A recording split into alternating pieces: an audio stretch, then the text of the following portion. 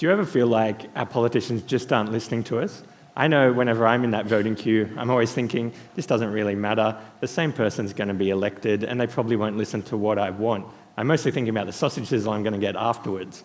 But is this actually right? In my research, I decided to look into whether politicians listen to us or whether they just follow their own ideology.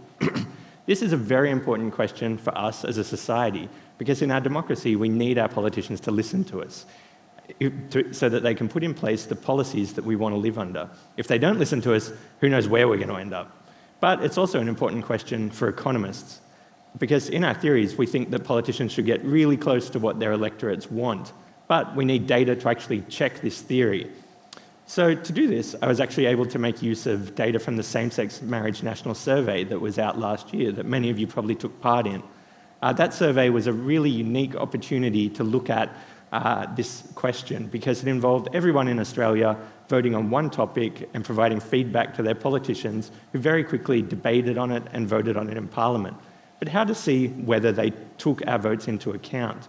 I can't look at how they voted, because they only voted once, and most of them actually voted yes. But by making use of new techniques from machine learning, I can actually look at how the politicians talked. So to do this, I gathered around 60,000 speeches that have been given in Parliament since 2014, used some algorithms to narrow those down to around 4,000 that look at same-sex marriage. Then I used machine learning approaches to see how opposed or supportive those speeches are of same-sex marriage. I was then able to look at how that support or opposition changed after the release of the Same-Sex Marriage National Survey.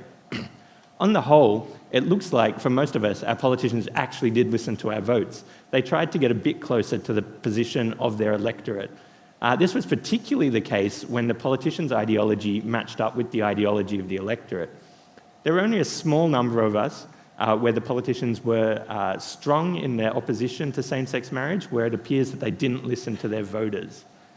So all up, it looks like our votes were heard and our politicians did adjust their behaviour. This is democracy in action. So what does this mean for you day to day? I think my research shows that regardless of ideology or party, you should be getting in contact with your local representatives to let them know what you think on the important policy issues. The research shows that they might just listen. More broadly for our democracy, it says that we could think about building in some of those direct feedback approaches, like the same-sex survey, into our normal structures. And if we do this, my research shows that we might just get a better democracy and a better society out of it. Thank you very much.